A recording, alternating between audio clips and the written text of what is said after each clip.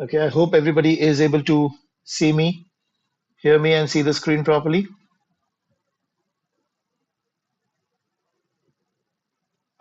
Right? So, hello, friends. This is Ganesh Nayak. I'm back with a quick session on the most common queries which lot of CFA students have faced, or basically they have in their mind when they start their journey for CFA preparation.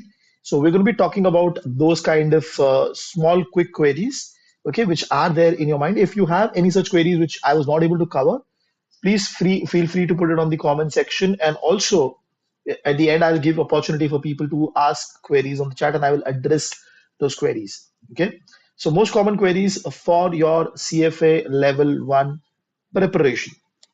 Okay, let us what I have done is I have bifurcated the overall queries into four broader sections. The first one being related to exam preparation.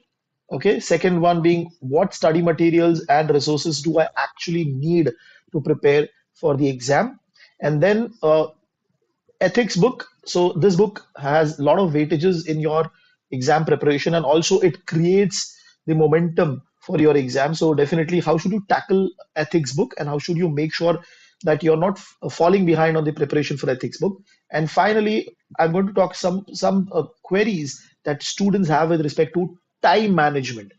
That will also be covered in this session. Again, the intention of this session is to just cover a few important queries. First bucket, which I'm going to talk about, is the exam preparation bucket. Within this, a lot of students they have a query that how should I structure my study plan? Okay, so there are 10 books now in 2024. The number of chapters are also going increasing. So what should be the ideal approach?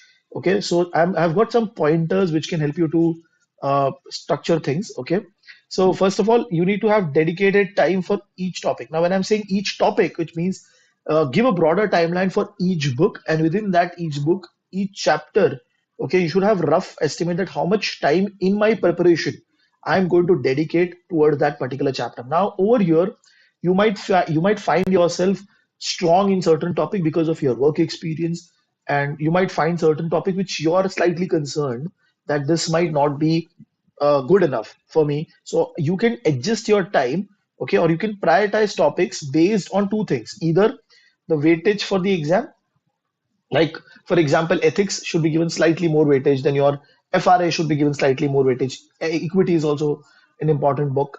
So all of these topics, okay, give prioritization on the basis of the weightage. That is the first approach. Second, a lot of students also what they do is that they look at the overall 10 subjects, and they at the start they just quickly go through each book, and then they identify which book is slightly they are comfortable with and which book they are not comfortable with. So whichever book they are not comfortable with, they allocate slightly higher time. Okay, they allocate slightly higher time in their preparation. So you can use that approach also. I have seen people succeeding, okay, when they basically break down the entire curriculum into easy, medium, and difficult as per their requirement. Also, within each book, this is the most important tip which I tell students is that within each section, that means within each book, what you can do is you can identify, okay, certain within each book you can identify chapters and break down those chapters into broader concepts, and those broader concepts you can go through and see whether you are comfortable within that broader concepts or within that chapter within that book. So for example, if I'm picking up derivatives, okay, so in derivative books, the first broader concept is what is a forward contract, then what is a futures contract. So a lot of discussion around what is forward, what is future, how that is structured. Then they go to options. Then they also go to swaps. Within option, they also focus on put call parity. So these are some broader buckets which are covered in the entire book. Now, why you should break down? Because when you are doing your final revision, at that point in time, it becomes easy for you to identify where is the problem, which bucket you're not so much comfortable with. So when once you've identified it, when you go and solve question bank also, it is easy for you to solve more question for a particular topic, particular bucket. So breaking down your entire book into areas which you're comfortable with and areas which you're not comfortable with. That is how you should structure your plan. And obviously, if you can do some quick reading before doing that, one quick reading of the entire book, that is more helpful. Further, set specific goals and track your progress. Now, this is very difficult for a lot of students to do who are working.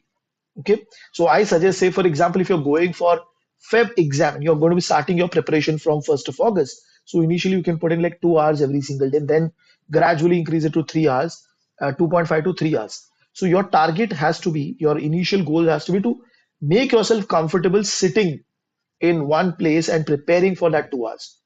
So that should be your first goal. So you should bifurcate your entire preparation plan into what is your first month's goal, what is your second month's goal. Okay, say for example, my first 3 months goal is to just go through the content. Then after that, next 2, 3 months, I'm just going to solve the questions. So what are your goals? And within that goal also, I need to bifurcate and track it. Say, for example, if I have given 3 months for myself to solve all the questions, okay, because I'm a college student, I have more time, for example. Then within that 3 month, okay, in the first month, which book I'm going to cover, which all books I'm going to cover. In the second month, which all books I'm going to cover. So you need to have target for each month also, and the overall goal for each month. If you have this sorted, then your entire journey will become easy for CFA level 1. Okay, so these are few the pointers with respect to the question, how should I structure my study plan? Let us move towards the next most common queries, the retaining and reinforcement. As the number of chapters have gone increased for your CFA level 1 preparation, what is happening is that when you start preparing through one book, say for example, you started with quants and then you move to corporate issuers and then you start reading your equity, you realize that most of the content of your quant book with respect to hypothesis testing, linear regression, you've forgotten. So how should you take care of that? How should you make sure that your knowledge is explicitly available, or you're confident on the content? Okay. So one point which I have seen a lot of students following, okay, is that they create some short notes while preparing. Now, when we talk about short notes, I recommend that those short notes has to be maximum 2 pages. See, don't try to create one additional Schweizer book, Kaplan book. Okay, this will not help you. What your focus has to be that whenever you're reading Schweizer, is there any point that you identified as important? You just note down those points and just make a small note of it, so that when you're revising, you're focusing on those important points also. Suppose you're solving a question bank of that chapter and you realize that there is one line which is coming again and again, and you just note it down in your 2 pager notes or 2 pager summary. That should be your approach towards looking at the notes or retaining knowledge. Now, why this is important? Suppose you have started with cons. Okay, you went to corporate issuer and then you completed 3, 4 books. Then, if you want to just revise the corporate issuer book, just go to those notes, quick notes, and walk through it. So, at least the important points you will be able to connect back. Okay, so review and revise those materials periodically. So, your notes should help you to revise the content fast. Okay, the next important point is that if you want to retain the understanding, you have to continuously keep on solving. This is what I suggest for ethics book, but also you can do this for the other books. Say for example, I've just completed my first 3 books in my preparation. Okay, one of the books was fixed income, or one of the books was say derivatives. So what I can do is every day I just pick up 1 or 2 questions from the Schweizer question bank or the institute question bank from the derivative book, and I'll just solve it to retain the formula, to retain the basic understanding of the content. That is the idea which I suggest to a lot of students. Practice 1 or 2 questions randomly from the books which you have already completed solving, so that you will come back to that content again and you'll just revise the formula, you'll revise the concept thoroughly. The final part is that if you are a part of some study group, or if you're a part of your group of friends or anybody, then what you can do is, suppose you have completed one book or one chapter, teach that chapter or explain that chapter to somebody else. The moment you start teaching that concept to somebody else, it will be etched in your memory, and you will also get more clarity, because if you want to teach someone, you need to have more clarity and you need to have more understanding about the concept. So this is not possible for everybody, because there are a lot of working professionals who are preparing for the exam. So practically this is not possible.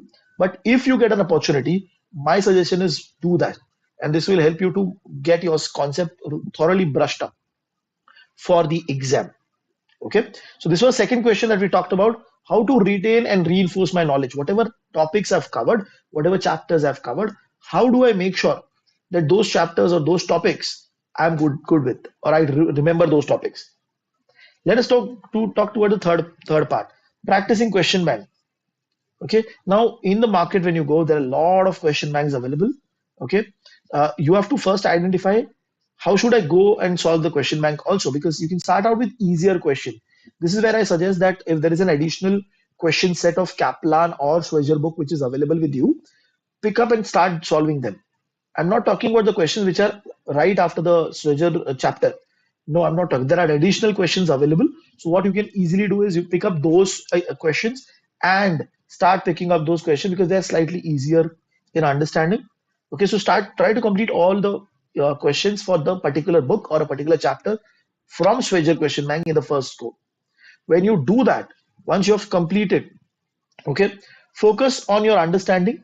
That means go through all the questions that you have solved and see where you're making mistake, which concept you're making mistake, which chapter you're making mistake. Go to that concept again and revise. Now, why are we doing this? Okay, because we are making ourselves ready for the institute level questions which are there for us to solve. So focus on the understanding, focus on what went wrong, what was your weakness, which concept, focus more on which concept and which chapter I am facing problem with. Okay, that is where you should focus more on, and gradually then you should increase your difficulty level. This is where first you should solve your Schweitzer book and then move towards the institute level book. Okay, institute level question bank. So if you go to your PDF files of institute, there are blue boxes questions that you should definitely solve. Then you also have your after each book there are like 50-60 questions that you should definitely try and practice. That is a slightly difficult level question as per you compared to the Schweitzer questions. So complete Schweitzer, which is an easy level, then go to the difficult level institute questions. Okay, so I hope everybody is good till this point and they are with me. There is one question from the audience which talks about CFA and FRM is a good combination. Definitely, it's a very good combination because what I see from the perspective of your long-term career in finance. What happens is that when you do both of these internationally recognized certification, it is better. It becomes easy for you to compete with people who are coming from good institutes and get into good roles and good opportunities. So CFA plus FRM is definitely a good combination. If you get an opportunity, if there is no monetary restriction, you should definitely do both of them. Right, Fiom, I have answered your query. Let me go to the next bucket where we are going to be talking about what study material and resources should I follow. I've already given a gist of this, but let me just quickly talk about. See, CFA curriculum, exam curriculum, the book that is there, it is no doubt a gold mine for you to understand the concept, or that is a core golden source for you to prepare for the exam. But the challenge is that it is very vast. So what happens is a lot of students they are not even able to complete it. So then it doesn't make sense to rely on a material which you're not even able to complete. So my suggestion is that whatever is there in the CFA curriculum that is properly covered in your Kaplan book. Okay, Kaplan Schweitzer. That Kaplan Schweitzer can be tackled properly. That means you should focus on covering the overall Kaplan Schweitzer textbook first, and then if you feel that there are certain chapters which they're slightly tricky for you, then you can go and read the CFA material. So create a combination. Okay, combination of your Kaplan and CFA material. Again, my suggestion is focus more on Kaplan Schweitzer book and then move towards CFA material for topics which you're not comfortable with. And this is where I'm talking about reading the book. I'm not talking about explicitly solving the question bank. I'm only talking about the reading book. Focus first on Kaplan and then move to CFA material for difficult concepts. That is how you should cover. Okay. Now over here, which study material? Now in this, I already talked about the textbook perspective in the previous question. Now, in terms of solving of the question bank, so at first level, the easy ones are the Schweitzer questions.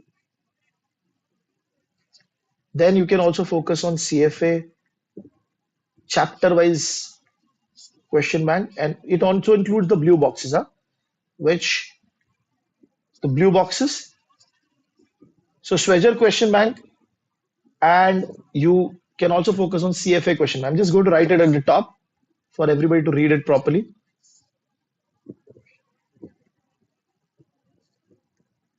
Schweger questions, and you have CFA question bank after every chapter plus the blue boxes. This should be your approach. First do this and then go to this. And in terms of mocks also, I'll be talking about those pointers. How should you tackle mocks? But the study material broadly should be on these two approach. Textbook I've already talked about, and the question bank is given over here. The next question, which lot of students have in their mind, is that everybody knows that ethics is important. When you read the textbook, okay, and when you read and then you go to the questions, you are you are able to understand that reading was to a certain extent helpful, but in the question, it is more scenario driven. So how should you tackle that? So a lot of people, they have question, how should I effectively prepare for the ethics portion? Okay, so obviously first query is that start early and dedicate some time. So if you're able to completely go through the ethics book properly, full ethics book, just one reading, so it will give you an idea that what is there as a student or as a candidate, what all things are covered in that topic. Okay, then what you can also do is the entire book, you can just look at this book as compared to in terms of LOS, learning outcome statement. Okay, and you can identify which chapter, which learning objective, and what is the focus. So they have standards being set. Okay, so you can read a particular standard and go and solve the question bank related to these standards. So practicing is the only key for ethics, because if you just read the textbook, it will not give you any result.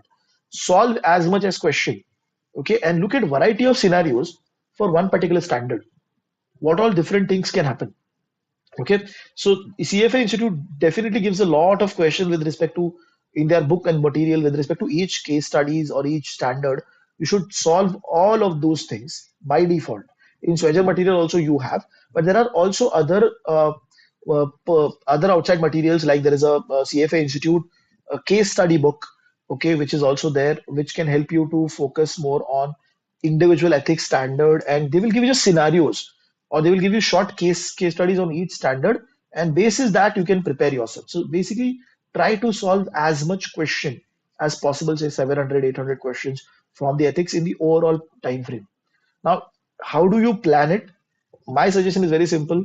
Just read the ethics book first, and then after your individual what do you say individual say after completion of 2 3 months, just solve each day five questions of ethics, because you've already read that content. Now you have to solve and see different concepts, different case studies or ways through which they are testing the standard. That is the core part, I think. So that is how it is going to be very helpful. So solving is the key for your ethics portion of the CFA. Spread that solving over a period of 3 4 months and do five question, four question effectively for all of them. That is what my suggestion would be. Okay, before moving ahead, I'm just going to address one of the queries which has been asked by Raju. Is CFA equal to an MBA? See, both of them are giving you a different kind of skill set. If you look at the curriculum for CFA, it is more focused on investment management. Okay, and it is more technical or more functional specific knowledge, more American investment management industry specific knowledge. When you go for an MBA will try to give you knowledge with respect to risk management, corporate finance. They will also talk about what is going to be HR, human resources, or your core finance or marketing. They will give you a flavor of everything, because that is where you're managing the company. And the important part about MBA, which a lot of people miss, they don't understand that MBA grooms you. It grooms you to give presentation, talk to people, network. Right now, CFA is not able to do that. It is just giving you functional knowledge. So there is a difference between CFA certification and MBA prep, or going to a college and doing a 1 year, 2 year MBA preparation. Okay, so Raju, I hope the concept is clear. Okay, Vyom is asking one more question. BCom third year student in Hansraj, I want to give SCAT. I can give one exam considering university discount for CFA. Which exam should I give? So if you get university discount, It is available easily for CFA exam, not for FRM. Because for FRM, your university or your college should be affiliated to GARP Institute. My suggestion is go for CFA, okay, and avail the student discount which is possible for you to reduce the overall cost. So do CFA level 1, go for masters, and side by side do FRM also or CFA level 2 also. Okay, one more query, so I'm just going to address that. CFA is a definite area of interest, and I want to complete all the three levels. Like, yes, like I said, complete CFA level 1 because you are getting that discount. Because you're a student right now, that is possible, and then you can go for further part. Okay, so I hope I've been able to address the queries which have been asked on the live chat. Also, now let me move to the further bucket where the queries are also coming with respect to time management and balancing responsibility. Let us look at the first part. So, a lot of people who are working and they are giving CFA. So, working and how to manage other commitment, your work related commitment, and then prepare for the CFA exam. Okay, so again, this is purely the test of your dedication or the consistency that you build. These two things only. So, first of all, you need to have a very clear cut plan how you're going to spend the entire month, which chapters you're going to do, which topics you're going to cover, and how much time you're going to dedicate. Because you're going to go to work, you're going to spend 9 hours over there, you're going to travel back, you have family. So, you have to have very, very clear study plan, and that study plan has to be realistic. So, my dear friends, those study plan has to be realistic. Okay, that is very, very important because we might be motivated to complete things, but we might create an aggressive study plan and we are not able to follow it and we lose the motivation.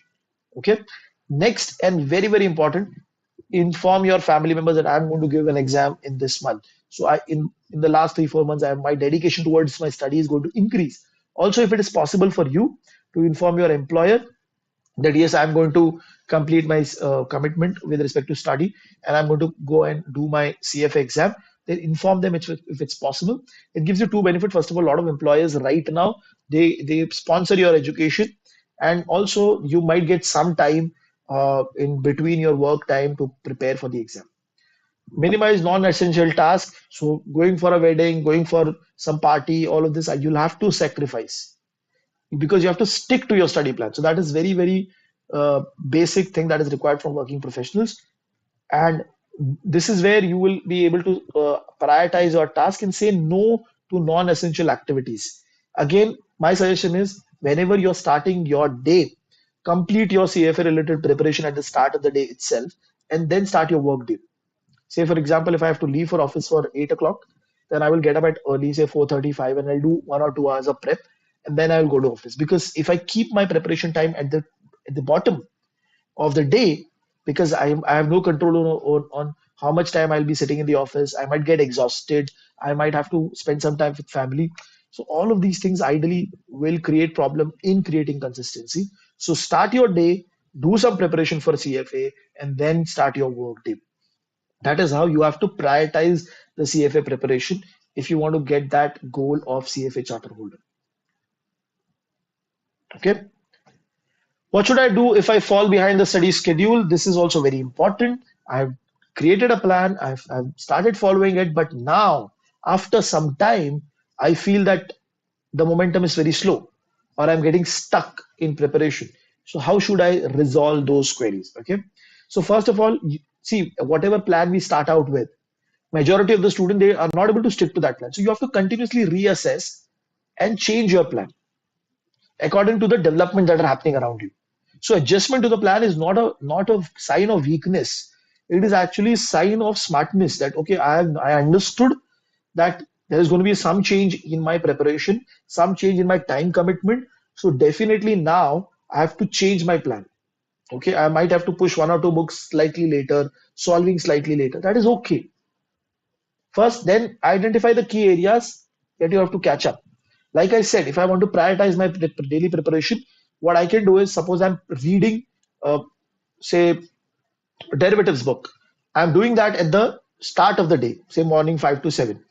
Okay. And in the evening when I come down, I'm just going to solve 5 6 ethics questions or 2 3 previously completed books question like that. So you have to manage the important area, like prioritize what is my main reading that is happening, and what is a slight revision that I'm doing. So you have to bifurcate that. What is the key area?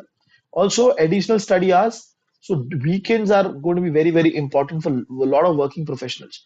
Why? Because see, during the day, during the working day, there might be a lot of distractions available to you. In the consistency might not be able to not be maintained. So what you can do is focus on the overall week, the whole week.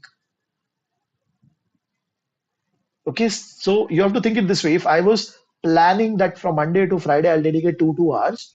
Okay, so roughly 10 hours from Monday to Friday. And on weekends, I was thinking of giving 3 hours.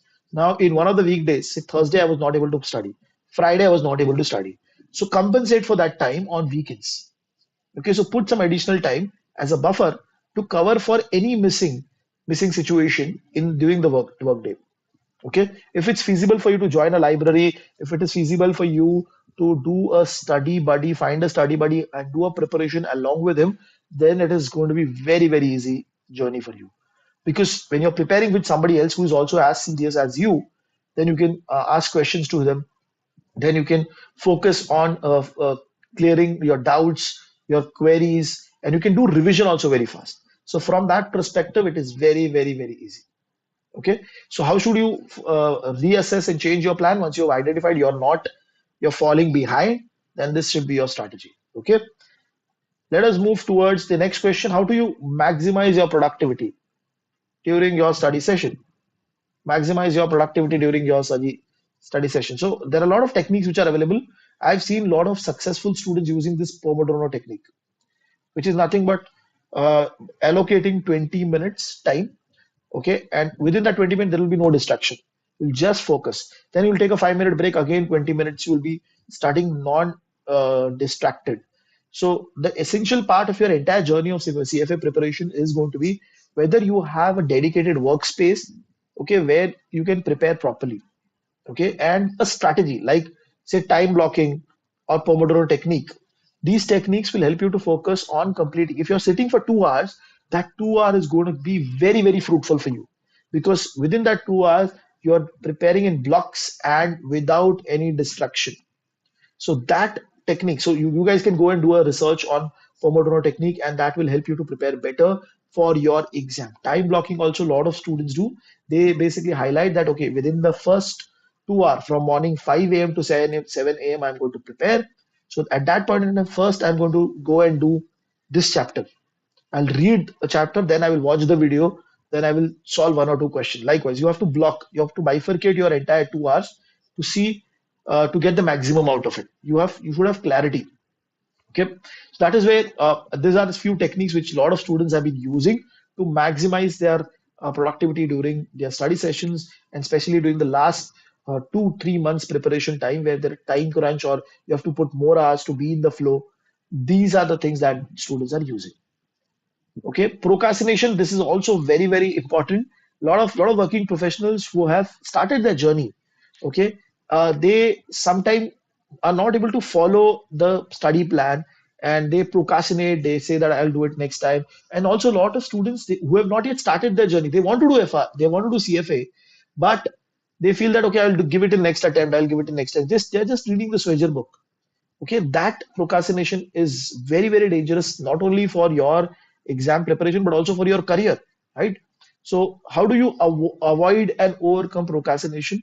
So, always focus on breaking your entire study plan. That means entire monthly plan into smaller weeks or week by week plan. And then again in the week, what I'm going to do in the first 3 days, or what I'm going to do in the weekday, and what I'm going to do on weekend. So, bifurcate into smaller and manageable tasks. Always put a to-do list. Okay, so when you're having an Excel planner, okay, in that Excel planner also you should constantly track which chapter I've done Swagger reading, which chapter I've seen the video, which chapter I'm going to solve the question bank, all of these things. Okay, you have to track because when you are able to track, it becomes very easy for you to prioritize and you have control over things. And most importantly, deadline. If you're not able to put deadline, then you're gone. Deadlines for each task. So if I put a task that within first month I'm going to cover one and a half book. So you have to put a specific deadline to that particular time, and or else you will not have the sense of accomplishment also. because whenever you put deadline, you are forcing yourself to cover and track it, right? So, for example, if I'm looking at portfolio management, okay, so my deadline is that in this week I'm going to complete all the chapters of portfolio management and solve at least three chapters ka question bank. That deadline will create a sense of importance and urgency, and also it will help you to develop some self discipline, and that is very, very important in your entire journey. Okay, break down the entire schedule for the next 6 7 months into buckets, and buckets in the sense month by one, then week by week within a particular month, and that will give you more clarity and more control over the activity that we are doing. Okay, so overcome procrastination is very, very important for the students. Finally, I've tried to cover as much queries as possible. We'll be keeping much similar kind of sessions in the future also for students who are preparing for the Feb and the May exam for CFA Level 1. If you have any specific query, okay, that will help you. If that is there in your mind, please put it on the chat section. I will address the query.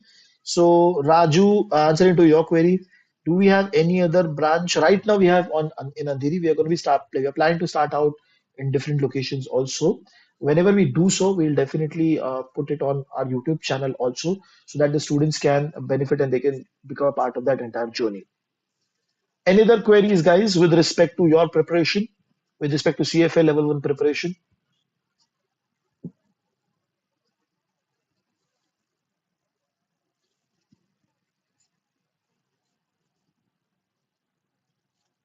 right? If not, then we'll close the session for now, and we'll keep on doing such kind of live sessions for students preparing for both CFA and FRM exam, sharing our understanding of the exam, tips and tricks to prepare better. So